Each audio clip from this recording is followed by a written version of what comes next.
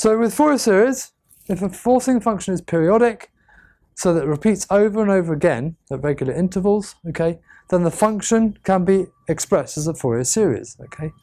And that Fourier series is a series of sines and cosines. So it's essentially a trigonometric problem.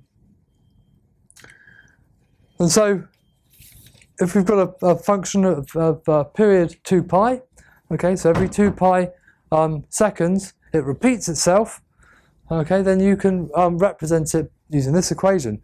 And so what you've got here is a constant force, a constant term. So if the averaged value of your periodic function is not 0, then you'll have a term out here. Okay, and then you've got a sum from n equals 1 to infinity of these sines and cosines, and obviously they will have certain amplitudes, okay, an and bn. And obviously, depending on the function, you may have you may have just cosine terms, or you may have just sine terms, or you may have a mix of the two. Depends on the form of the function. And to work out what those coefficients are, an and bn, okay, you've got these two terms, okay. And so what you do is you take your function, for which you know the equation of, okay, and you plug it into this equation between minus pi and pi. You take the derivative of that, you take the integral of that, okay, so the function times by cosine, okay, and then obviously you can work out what an and bn are, so for different values of n, okay, n equals 0 through to infinity, and here with bn it's 1 to infinity. The reason there's a 0 here is obviously there is that constant term, and you can work it out based upon this term, okay.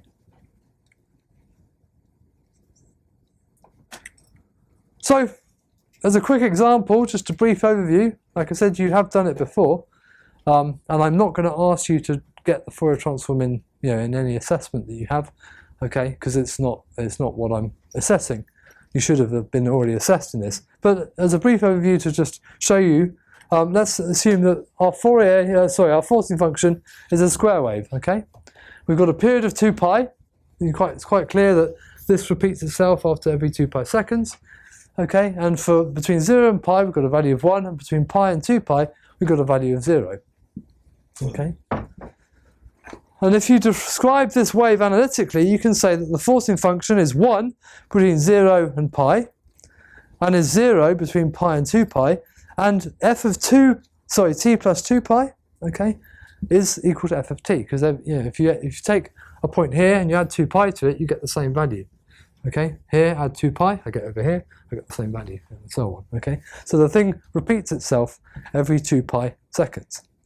Very, very simple forcing function.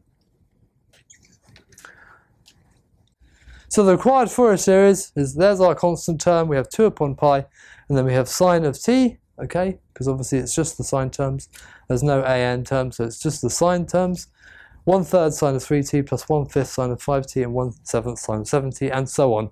Okay, and as you add more terms, it gets more and more accurate to what your original function was. And so here's the first 7 terms. You can see this is quite clearly, this dotted line here is quite clearly just the sine of t.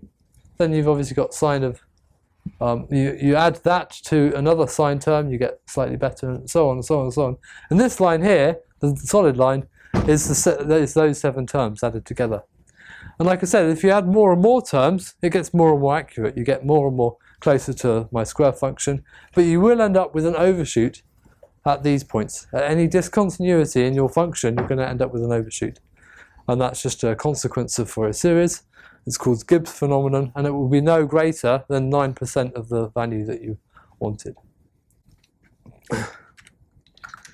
Now, obviously the application of this is applying it to a vibrational problem, okay? And so the advantage of that is we can deal with any periodic forcing function. So like I said, up to now, f of t has been a step force or a ramp force or a sinusoid. Well, now we can actually apply a periodic function, okay, where f of t is this Fourier series, which is a series of sines and cosines plus a constant term if there is one. So f of t is a non-sinusoidal periodic function, okay, then Fourier series may be used to obtain the steady state solution. It's actually very straightforward, Because what you do is you take one of those terms, okay?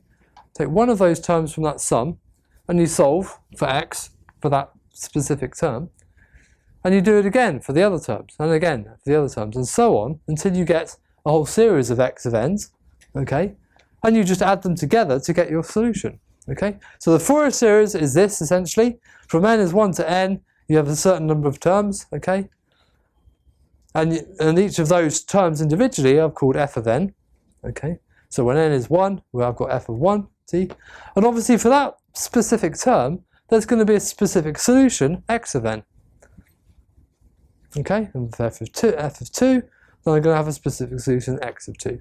And so on and so forth until you get a load of x of n's, and you add them all up together to get your solution. Now that sounds onerous. It sounds like you're going to be repeating the same thing over and over again. But what you can actually do is you can solve it in terms of n.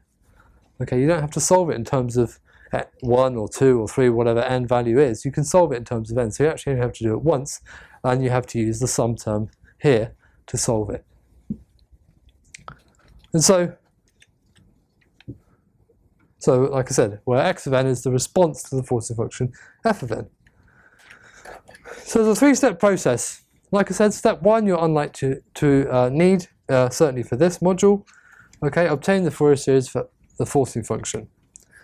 Step 2 is to solve the differential equation for the response x of n, okay, corresponding to the nth harmonic. So we're not being specific about n. We're just saying, okay, well, there's going to be an n term somewhere in there, and we need to solve for that nth harmonic, okay, in the Fourier series.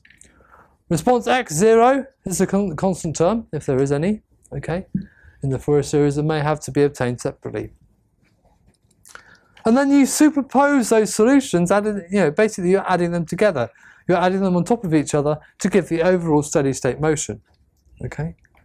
So we have our constant term plus a sum between n as 1 and big N of x of n time, which is a function of time. And that gives you your complete solution, x of t. So, let's look at an example.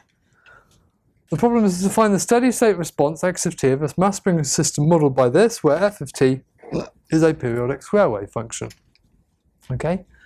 Our period, quite clearly, is 2t0. Okay? And the average value, what's the average value for this particular function, if this is 0? Average value?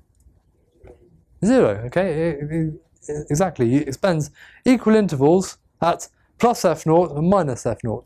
So if you add up the things and divide it by 2, you end up getting 0. So there's no constant term in this particular example. And so we can write it like this. And there's the sum from n equals 1 to infinity when n is odd only. Okay, so when n is even, we don't worry about it. That's the sum when n is odd only. So each term in the Fourier series is a sine term. You must solve the equation of motion to find the steady state response x of n for the nth harmonic input. The nth harmonic input is 4f0 upon n pi times by sine omega nt. It's quite clear that since this is a sinusoidal forcing function, we have to use the trial function for sinusoids, where alpha and beta are coefficients that you can determine by substituting x of n into the differential equation of motion. And so if you go through the motions, differentiating the trial function twice to get x double dot, and plugging into our equation of motion, so mx double dot plus kx equals that nth part of the forcing function. So by comparing coefficients of cosine omega nt and sine omega nt, we can determine values for alpha and beta. And it's quite clear that alpha, when you go through the motions, comes out to be 0, and beta comes out to be 4f0 upon n pi, which is the coefficient of the forcing function, divided by k minus m omega n squared. So the steady state solution for x of n is 4f0 sine omega nt divided by the quantity n pi times by k minus m omega n squared. So for the nth component of the force, my response is going to look like this. And obviously the solution is the sum of all those responses. Okay, so I take the sum of those x of n terms and I get x of t, and if I plug in x of n, which is what I had, you get the solution for x of t, which can be rewritten like this. So, To summarise the steps. Step 1, we've got the Fourier series. Okay.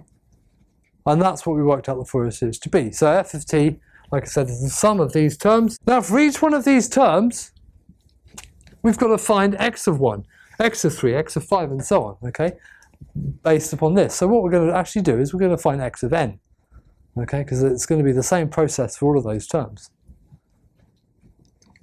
So what you do in the second step, you solve the differential equation, which looks like this, okay. We solve the second order differential equation of motion with the trial function that matched the forcing function. And so if we took the first, third and fifth harmonics, sticking in 1, 3 or 5, wherever you see an n term, you end up with these 3 terms. And this could be continued at the 7th term, the 9th term, the 11th term and so on. And then what you do, to get them, you add them all up together. So you x1 plus x3 plus x5. And so you end up looking in longhand like this, okay?